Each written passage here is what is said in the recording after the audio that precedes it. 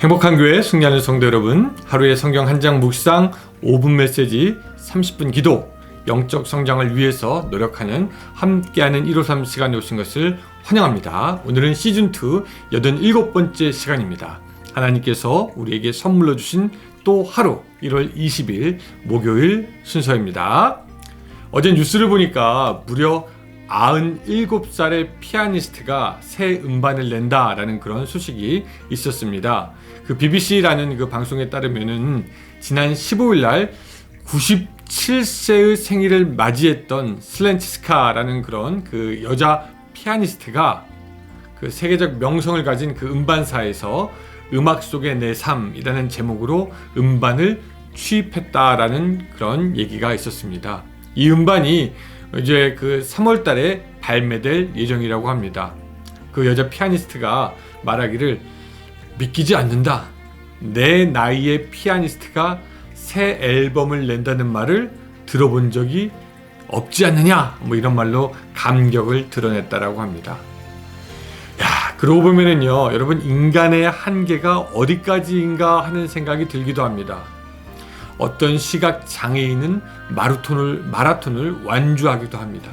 또 몇 년 전에는 한국에서 77세 할머니가 대학교에 입학했다라는 소식도 들렸습니다. 얘기를 들어보니까 중학교 때 6.25가 일어났는데 그때 학업을 다 이루지 못했기 때문에 그것이 아쉬워서 공부를 다시 시작했다. 그러니까 이 인간의 한계라는 것은 그냥 자기가 정하는 것 같습니다.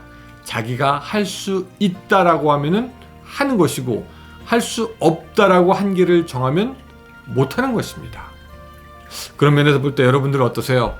여러분 할 수 있습니까? 아니면 할 수 없습니까? 오직 우리 하나님께서 능력 주시는 하나님이시니까 우리가 믿음으로 도전하고 또한 이루어내는 그런 여러분들의 하루가 되시기를 바라면서 오늘 153 시작합니다. 자, 오늘 말씀은 창세기 21장 8절부터 21절까지의 말씀입니다. 자, 21장 8절부터 21절까지의 말씀. 자, 저와 여러분이 같이 읽도록 하겠습니다. 8절 읽겠습니다. 아이가 자라매 젖을 떼고 이삭이 젖을 떼는 날에 아브라함이 큰 잔치를 베풀었더라. 사라가 본즉 아브라함의 아들 애굽 여인 하갈의 아들이 이삭을 놀리는지라. 그가 아브라함에게 이르되 이 여종과 그 아들을 내쫓으라. 이 종의 아들은 내 아들 이삭과 함께 기업을 얻지 못하리라 하므로 아브라함이 그의 아들로 말미암아 그 일이 매우 근심이 되었더니 하나님이 아브라함에게 이르시되 내 아이나 내 여종으로 말미암아 근심하지 말고 사라가 내게 이른 말을 다 들으라. 이삭에게서 나는 자라야 내 씨라 부를 것임이라. 그러나 여종의 아들도 내 씨니 내가 그로 한 민족을 이루게 하리라 하신지라. 아브라함이 아침에 일찍 일어나 떡과 물 한 가죽 부대를 가져다가 하갈의 어깨에 메어두고 그 아이를 데리고 가게 하니 하갈이 나가서 브엘세바 광야에서 방황하더니 가죽 부대에 물이 떨어진지라. 그 자식을 관목 덤불 아래에 두고 이르되 아이가 죽는 것을 참아 보지 못하겠다 하고 화살 한바탕 거리 떨어져 마주 앉아 바라보며 소리내어 우니 하나님이 그 어린 아이의 소리를 들으셨으므로 하나님의 사자가 하늘에서부터 하갈을 불러 이르시되 하갈아 무슨 일이냐 두려워하지 말라. 하나님이 저기 있는 아이의 소리를 들으셨나니 일어나 아이를 일으켜 내 손으로 붙들라. 그가 큰 민족을 이루게 하리라 하시니라. 아멘.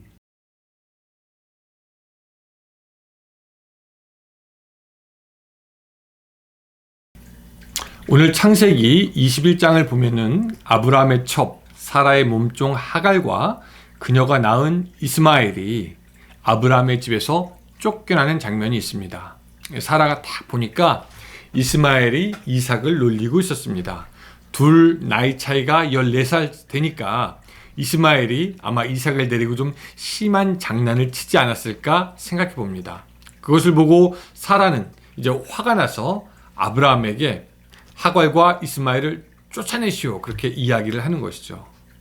여기서 우리 153의 애청자의 질문이 하나 사실 들어왔습니다. 조금 나누고 가도록 하겠습니다. 그분이 질문한 요지는 이거였습니다. 아브라함이 하갈을 내쫓을 때에 그냥 좋게 재물도 좀 챙겨주고 타일려서 좋게 내보냈으면 이슬람교랑 유대인들이 이렇게 사이가 나쁘지 않았을까 하는 의문이 들었습니다. 그리고 이스마엘의 후손들은 후에 하나님의 언약의 약속을 어긴 사라와 아브라함의 징계는 아닐까 싶습니다. 혼자 묵상하고 궁금해져서 물어봅니다. 라는 그런 내용이었습니다. 자, 아마 여러분들이 21장을 이미 읽었다면은 또 읽게 될 거지만 이런 비슷한 질문을 할 수 있을 것이라고 생각합니다. 그래서 아주 좋은 질문이라고 생각되고요. 그래서 이 질문을 바탕으로 해서 여러분들의 본문 묵상에 도움이 되는 말씀을 좀 드리려고 합니다. 첫째, 이스마엘이 지금의 이슬람교의 그 조상이 맞느냐 하는 겁니다. 여러분, 이 성경에 보니까 사실 이스마엘 자손도 하나님께서 복을 주셨습니다. 이 본문의 18절을 보면요. 일어나 아이를 일으켜 내 손으로 붙들라. 그가 큰 민족을 이루게 하리라 하시니라. 하고 하나님께서 약속을 하시죠. 그리고 하나님은요, 이 말씀대로 그 이스마엘과 그의 후손들에게 복을 주시고 그 후손들이 복을 받아서 많은 민족을 이루어 살게 됩니다. 나중에 우리가 이제 창세기 25장을 보면 알게 되지만 그 이스마엘의 후손에 대한 족보까지도 어느 정도 대략 기록이 되었던 것을 알 수가 있습니다. 하나님은 이스마엘도 아브라함의 다른 씨로서 살게 하십니다. 그래서 사실은 이스마엘이 직접적으로 이슬람의 조상이 되어서 새로운 종교를 창시한 것은 아니지만 지금의 이슬람 사람들 중에 많은 사람들의 조상이 이스마엘이니까 태생적으로는 조상이 맞고 하지만 사회 종교 문화적으로는 이슬람의 시조다라고 부르기는 조금 힘이 듭니다. 정리하면 이스마엘이 이슬람교를 믿는 많은 사람들의 태생적으로 조상이 될 수는 있지만 사회 종교로 그가 이슬람의 시조가 되었다라고 말하기는 조금 힘들다라는 거죠. 다만 이스마엘이 아브라함의 곁을 떠날 때 좋게 떠난 것이 아니라 사라가 자기 자식 이삭에 대한 염려와 또한 질투 등으로 인해서 좋지 않게 떠나게 되었기에 그 이삭의 자손들과 이스마엘 자손들 사이에는 적대감과 긴장감이 있었고 그런 영향이 후대까지 내려오게 된 것은 사실입니다. 또 그때 그 갈등이 지금의 아랍권과 이스라엘 사이에 군사적 긴장을 가져오게 된 사실은 부인하기가 힘들 겁니다. 여기서 근데 잠시 여러분들에게 또 말씀드리고 싶은 게 있어요. 어떤 사람들은 이슬람의 알라와 구약의 여호와가 같은 신이 아니냐고 묻는 사람들이 있습니다. 주로 이슬람의 영향을 받은 사람들이 그렇게 이야기를 하곤 하는데 여러분, 우리가 좀 분명히 알아야 할 것이 알라와 여호와는 틀린 신입니다. 일단 이슬람에서는 예수님을 하나님으로 인정하지 않습니다. 우리가 아는 여호와 하나님은 당신의 아들 예수님을 우리를 위해서 보내주신 분이시죠.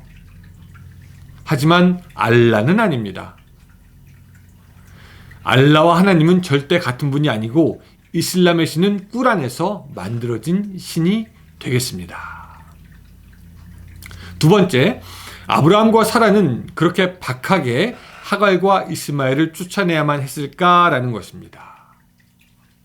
사실 사라는 하갈과 이스마엘에 대해서 좋지 않은 감정을 가지고 있었고 특별히 그 이스마엘이 자기의 아들 이삭에 대해서 안 좋은 일을 계속하게 될까봐 염려가 그 안에 많이 있었을 것입니다. 게다가 말씀드렸지만 그 이스마엘이 이삭보다 14살이나 많으니 힘으로도 이삭을 압도할 수가 있었겠죠. 그래서 걱정 반 또한 여인의 질투 반으로 쫓아내고 거기에 무서운 말까지 하게 됩니다. 자, 그거지 이제 그 10절이 되겠습니다. 그가 아브라함에게 이르되 이 여종과 그 아들을 내쫓으라. 이 종의 아들은 내 아들 이삭과 함께 기업을 얻지 못하리라. 이런 말을 하죠. 그에게 자식이 없을 때, 사라가 그에게 자식이 없을 때 아브라함에게 하갈에게 들어가시오라고 밀 때와는 전혀 다른 말을 하고 있는 것입니다. 근데 우리의 선하신 하나님은 당신의 계획이 따로 있으셨습니다. 사라의 계획이 있었지만 하나님은 하나님의 계획이 따로 있었고, 그래서 이스마엘에게도 복을 주시는 하나님이십니다. 우리가 여기서 교훈을 얻어야 할 부분이 있습니다. 아까 질문에서 나왔던 것이긴 합니다만, 어쨌든 이스마엘은 하나님의 언약을 끝까지 기다리고 인내하지 못한 아브라함과 사라가 맺은 결실이라는 것입니다. 믿음의 사람들이 믿음으로 행하지 않을 때 맺은 열매들은 많은 경우에 있어서 우리에게 가시로 되돌아오는 경우가 있습니다. 이스마엘이 바로 오늘 본문에서 보면은 사라에게 가시로 되돌아오지 않습니까? 또한 이스라엘 역사 가운데서도 그런 일이 반복돼서 일어나죠. 우리가 보지만 아브라함과 사라의 경우가 그렇고, 또 이스라엘 백성들이 가나안 땅에 들어가서 멸망시켜야 할 가나안 백성들을 놔둘 때 이 가나안 백성들이 이스라엘 백성들에게 가시가 되는 것을 우리가 보게 됩니다.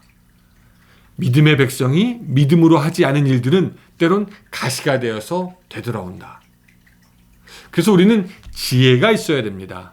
어떤 지혜입니까? 모든 것을 믿음으로 행하고 인내하며 기다리는 믿음이 있어야 합니다. 왜?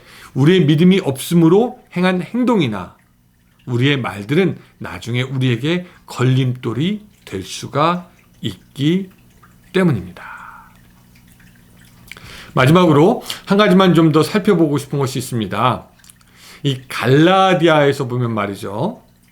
우리는 영적으로 아브라함의 자손이고, 또 아브라함의 누릴 그 복이 오늘 우리에게도 임하였습니다. 그렇죠? 그러나 태생적으로 보면은 사실 우리는 하갈과 더 비슷합니다. 우리는 유대인들 보기에 이방인이기 때문입니다. 그러나 이 하나님의 은혜는 이방인이라고 가리지 않습니다.